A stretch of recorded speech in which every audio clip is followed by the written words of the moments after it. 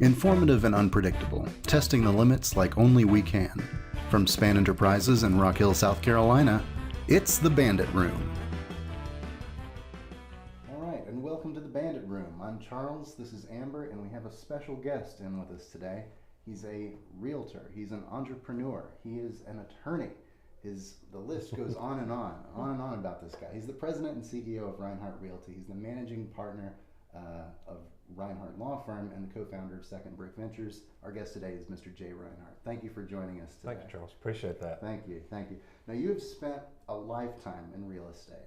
Now, real estate is one of those things that any Joe on the street thinks that they know a little something about real estate. Oh, the market's up, market's down. People think they have an idea as to how it goes. However, you've spent a lifetime there. What do you think are some of the most common misconceptions people have about the real estate industry? Absolutely. The number one most common misperception is that there is a real estate market like a stock market. There is not. The real estate market is hyper-local, and by hyper-local I mean it's my neighborhood that may be going up or down. It's not always just what's happening in the market as a whole. So we can talk about housing prices in York County, even down to Rock Hill, Fort Mill, Lake Wylie, the Charlotte marketplace. But think about the Charlotte marketplace. It's 17 counties. There are 3.5 million people in that 17 counties. So there's a lot of neighborhoods that have very definitive things that happen in each of those neighborhoods. So that's the biggest misperception is people think, oh, a $200,000 house in this location is going to be exactly a $200,000 house in another location. Okay, all right. Mm-hmm. So the hyper-local, that's a cool thing to think about as far as that goes. Yeah. You had a question? We're hearing a lot about the differences between buying and renting.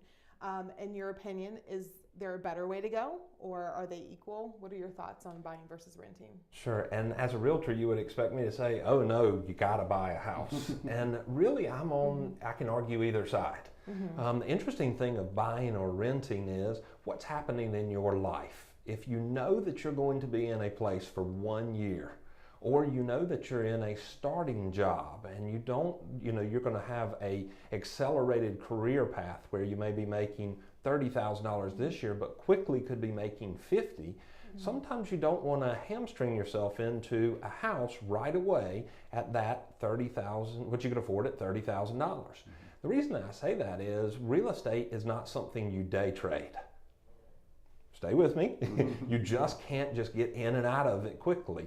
And two, the cost of selling real estate or buying real estate is pretty extensive when you look at commissions. You look at the bank fees that are charged when you originate a loan. You look at paying for a year's worth of homeowner's insurance up front. All of those different costs, those go into the affordability of it. And sometimes it's more affordable to rent a piece of property for a period of time, a year, 18 months, than it would be to buy during that time. Now, if you are in the market to buy, especially in the market that we're in right now, where we have very low inventory, we're seeing some growth that we just haven't seen historically. Historically, appreciation in the housing market was 2.5%, 3% a year, and it continued year after year. Take the Charlotte marketplace right now, and specifically York County, we've had hyper growth. So 3 years ago, we had almost 14% increases. Now that's pretty extensive. This year we'll probably have between 6 and 7% this year, so almost 3 times what a normal marketplace would be. So if you're ready to get in right now, your lease is coming up, you've made a decision, even with mom and dad, maybe underwriting that, and mom and dad can be 80 years old, so it's not just the millennial buyer, it's anybody that might be able to squeeze a little more out and buy a little more house, then you get that increase in the appreciation in that house. Wow, 14%. So what's a typical year? You said somewhere in the 5 to 6? No, 2.5 to 3 would be a typical year. Wow. So especially in our area, we've been having some pretty extensive growth because even this year we'll have 5 to 7%. Again, depending on what area of the county you're in, that'll make a big difference. Yeah. And it's interesting how you mentioned that each neighborhood is different. It's something else to think about. I imagine each individual neighborhood, there's kind of a max perhaps for a particular area, but it all depends on where you are. That's right. Thank you.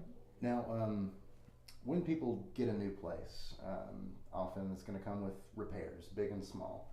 Do you have particular advice as to, you know, whether people should try to do more do-it-yourself projects, you know, for fixing little things as they come, or, you know, hire professionals, make sure it's done the right way, or is it different for every scenario? It's different for every scenario, but I will tell you, HGTV has made us all think that we can solve any type of project in about 15 minutes. Exactly. You can redo hardwood floors. It'll just, you know, then we'll show you in the next 30 minutes on this show. Whereas, you know, the reality is most projects do take more time. So if you're very handy, you have maybe a parent that is handy and has done projects so that you've grown up with it, or at least they can step in and they can help you, hey, do it yourself is the way to go. But there are also projects where you really need to hire a professional. So any type of addition, a lot of people say, well, I'm not going to pull a permit, we're going to do this addition over the course of 6 months, Dad's coming over, he's going to help me. Well, that's great until you contact a realtor to sell the house, and then we go, when did you pull the permits? And you have to go back through that process of pulling permits to make sure everything's done. And a lot of times for permits like electrical, plumbing, they have to tear out walls to check, was it done properly? So you really want to have somebody on your side that's a professional doing that. Now also get multiple quotes. So a lot of times people will say, well, I'm just, you know, I trust Joe Smith, the contractor, and they just get that one quote, where in reality they want to have more than one quote so that they can compare apples to apples. We just did this with a client over the last month, and we had 2 quotes that came in around $35,000 for a pretty significant upfit in the house, and another one came in at about $22,000. So we were able to take apart the $22,000 quote with the 35s, compare apples to apples, and then start negotiating with the contractor that we wanted to use. They eventually settled on a lower than $30,000 price, but it gave us some ammunition to figure out, you know, who do we want to use and what products are out there, what different types of things to do, and could we value engineer into the type of thing we wanted.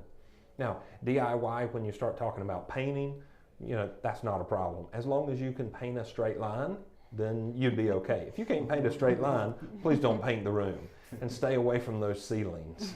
But, you know, big things like kitchens, bathrooms, adding any type of additional area, that you really want a professional to help you out. Well, that makes sense.